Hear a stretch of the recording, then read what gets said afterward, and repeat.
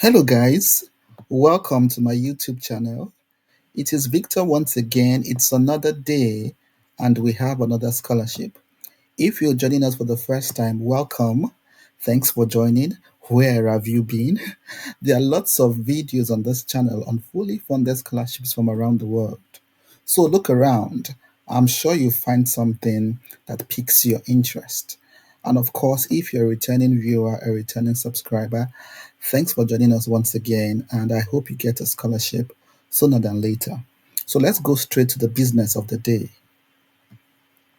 So we are still in the US, like the previous week, in search of fully funded graduate opportunities.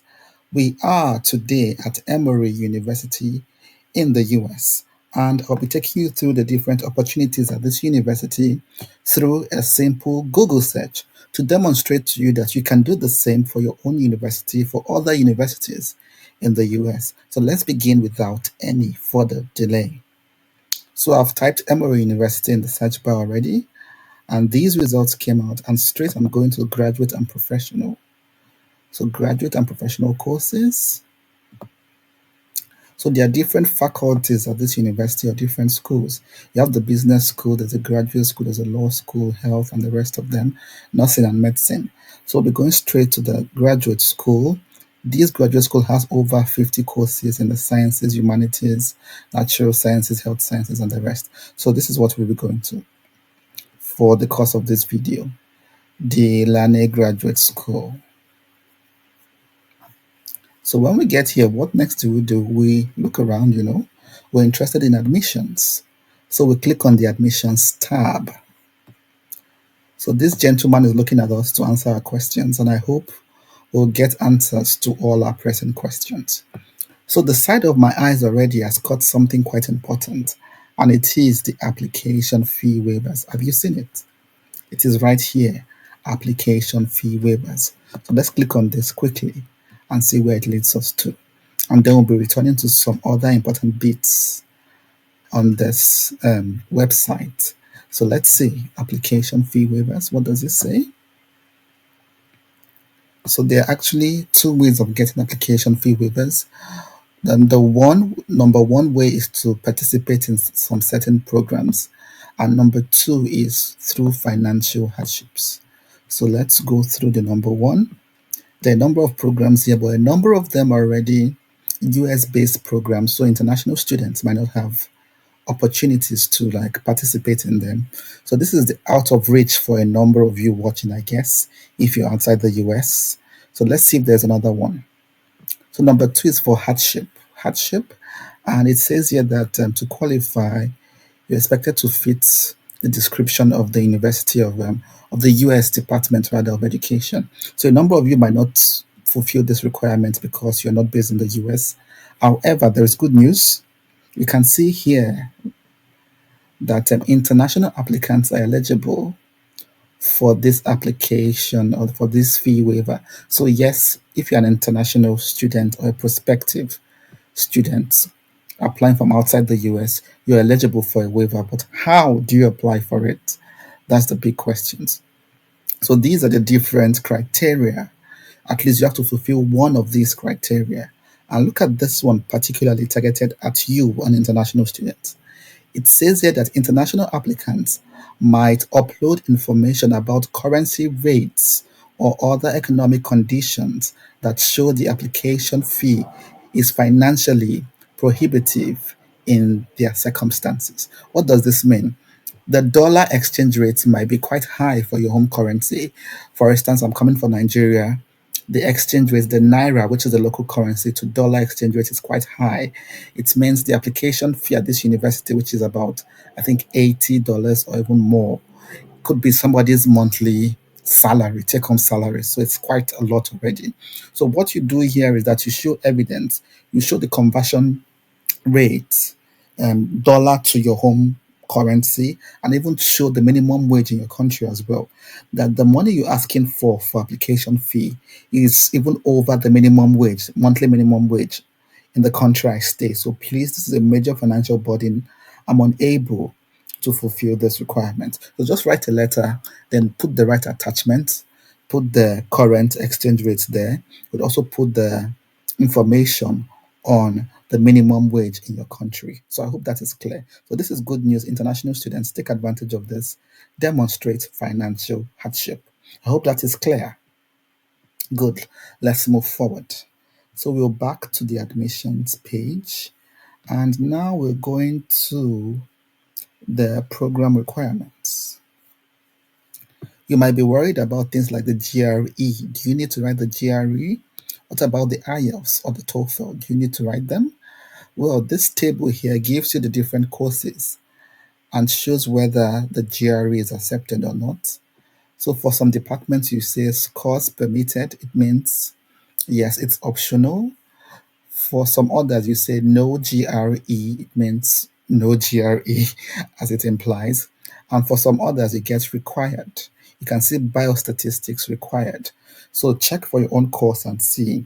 And I think you should also check closely. So click on the link and check for your course. Because I noticed, for instance, that in some courses where they said it's required, when you check closely, they would say it's actually optional. So just check for your course and see what is obtainable. And let's use, let's see, as usual, biochemistry, cell development for an example. Let's open this page and see what they require. So we've opened this page and see the application fee is $75. But fortunately, you can get a waiver if you demonstrate financial hardship. So there's a general stipend here over 35,000 US dollars. Very generous. What are the requirements? You can see the recommendation letters, statement of purpose, CV, transcripts, GRE scores not required. That's good. And then it says here the English test is required if your native language is not English. So you have to show that your native language is English or show that you've actually studied in the English language. I think to clarify this, you can always send an email to the department and make your case and show them that, hey, I've always studied in the English language. I did not study in any other language since nursery school. Can I get a waiver? And I've also noticed that different departments might have different application fee waivers. So I think it's quite negotiable if you're able to make your case to the department. So here you have to be deliberate, make your case, make it strong, and hopefully you get a waiver for that as well. So it says here, let's go to the frequently asked question section. And let's go to the tab on international students. Of course, you're meant to read all that things, but just for the sake of this video, we are going straight into it. So it says here that yes, you can move from a bachelor's to a PhD. That's fine. We all know that. The other question is whether you qualify for financial support, just like US citizens. So do international students who are admitted to the program receive the same financial support as US citizens? So they say here that yes, we provide financial support, including tuition scholarship, health insurance, and stipend to all students who accept our offer of admission and enroll. So you qualify for stipend over 35,000 US dollars. So what about the application fee waiver? We've talked about that already. And yes, you qualify for application fee waiver under the financial hardship category. We've looked at that already. So these are all the info about international students at the biology department or the biochemistry department. So here it talks about a little bit more about the TOEFL, if TOEFL can be waived. So here it says those who studied in US institution or another English speaking country. So this is another way you can argue to get a waiver. Argue that you studied in an English speaking country. And it says here that if you studied outside the US, but if English, the English language, was the language of instruction, and you want the test, the TOEFL or the IELTS waived, you can send an email to this person to make your case. So follow through, send an email, get your waiver. The instructions are just there. Just follow them and you'll be fine. So research is good. It's good to do your research. You can see the materials and the goodies digging up because of diligent research. You hardly get it like this elsewhere. Let me just tell you a secret. Let's move forward. So let's go back to um, the admissions page once again.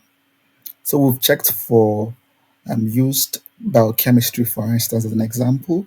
Of course, you can use other courses, other disciplines as well. So let's see environmental sciences. Remember, I said something about departmental variations, that you check for your own department and see what is obtainable. Of course, the deadline for most of the courses as well, keep an eye on that. And then the FAQ section. It's always a good idea to also learn how to contact the department, the contact person. So in case you have questions, you can ask them directly. Yes, it's good to ask me in the comment section. Yes, it's good to ask somebody else. But it's all yes say, right? It's just we're just telling your opinion. The best opinion you want to get is directly from the university. So why not send them an email directly, especially way before the application deadline, where they have enough time to give you clarifications. So let's move on. So this is the environmental and health department, and these are the frequently asked questions as well. So this is TOEFL. I'm an international student. Do I need to submit the TOEFL scores? So it says here that all international students must submit TOEFL scores. Waivers are granted to permanent residents of the US, those who are from English speaking foreign countries. Here they mention Canada, Ghana, Nigeria. Very excited to see that. Very excited actually to see this because I'm also from Nigeria. So if I were applying to Emory University, I wouldn't need to submit an English language test, particularly at this University of Environment and Health Sciences. So you can see it here. And yes, go ahead, check for your own department, and I hope you get the same luck. So there are lots of other things here you can read, of course. Things about funding, things about your department, things about waivers. But we're sure that you can get a waiver. Remember, we saw it here somewhere here in the tabs. Let's just refresh what I've discussed already. Application fee waivers here, and the particular instructions for international students clearly written here. Yes, this is it. And then we also saw how international students need to upload information about currency rates and other economic conditions. So that has been cleared. We saw information about what they call it, IELTS or TOEFL. So that is clear. And then we saw info as well on the GRE. So on the GRE, we saw info as well on the GRE. So just one more department before we go. Let's go to political science. Let me show you something interesting. So here it says required, scores required. That's GRE scores required. However, when you click on the tab, you see here that GRE scores are recommended but not required. So that's why you have to dig in a little bit more. So why it says required on the admissions page, when you go to the particular department page, you get granular, minute details about the application's requirements. So once again, it is important to dig deep, get more information about your own department. And that's it, guys. I hope this was useful. Fully funded master's and PhD scholarships at Emory University in the US with application fee waivers, TOEFL waivers, IELTS waivers, and GRE waivers as well. So you can't get better than this. I often say as well, finally, that you get more scholarships for PhD than masters in the US. So why not just apply for a PhD directly, since many departments or all departments, let's not say all, let's say most departments allow you to move directly from a BSc to a PhD. So why not just go for that directly? So thanks for watching, and I hope this was useful. As usual, we cannot wait to celebrate you. So just go to my YouTube channel, which is about to load. Just go to my YouTube channel and subscribe if you've not done so already, because many more videos are coming your way. As a matter of fact, I found yet another university in the US offering GRE waivers, application fee waivers, and TOEFL IELTS waivers. So if you do not want to miss out on that, subscribe now so you'll be the first to know when the videos drop. As usual, we cannot wait to celebrate you. Get to work, start making your inquiries, start digging, and I will see you at the top sooner than later. Bye bye for now. Cheers.